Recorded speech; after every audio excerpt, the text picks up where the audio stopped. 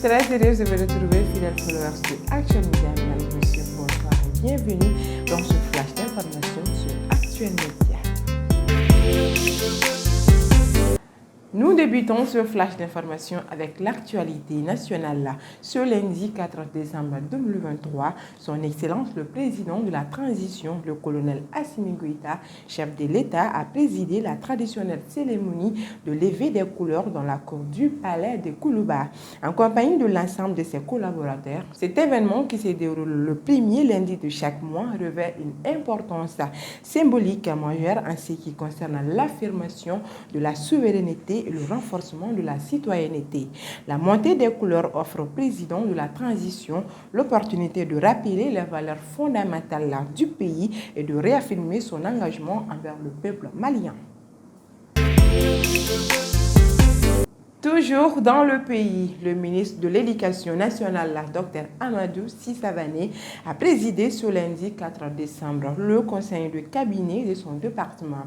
La rencontre s'est déroulée en présence des membres de son cabinet élargi. Deux dossiers étaient à l'ordre du jour de cette journée d'échange fructueuse et de partage dans la salle de réunion du département. Un premier dossier du commerce et de l'industrie était porté par le DFM et le deuxième du ministère de la Refondation de l'État chargé des relations avec les institutions portées par les conseillers techniques. Monsieur Mamadou Zoumana Sissé, en plus des questions d'intérêt commun, la matinée a aussi permis d'échanger sur les questions diverses. À présent, place à l'actualité internationale de ce flash d'information. La ministre française de l'Europe et des Affaires étrangères, Catherine Colonna, a entamé ce lundi 4 décembre une visite officielle de 2 jours en Australie pour l'obtention d'une feuille de route ambitieuse afin de renouveler le partenariat entre les deux pays. L'Australie a été longtemps et toujours et restera le premier partenaire de la France dans le Pacifique.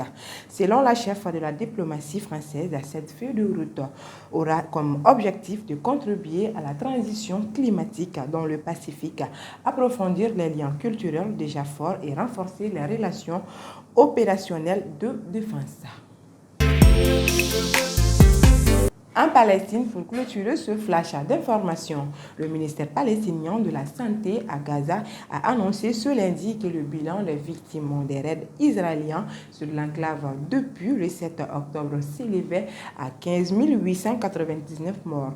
Le porte-parole du ministère, Ashraf Al-Qadra, a déclaré lors d'une conférence de presse que le bilan de l'agression israélienne contre la bande de Gaza a atteint les 15 899 morts palestiniens avec un nombre total de blessés de plus de 42 000 citoyens au cours de la même période. Voilà, c'était tout ce qu'il fallait retenir dans ce flash d'information. Merci à vous d'avoir suivi et très bonne suite de programme sur Actuel Média. Ce flash vous a été présenté par l'ESG, OTS, Sistra Technologies et l'Université Bazo.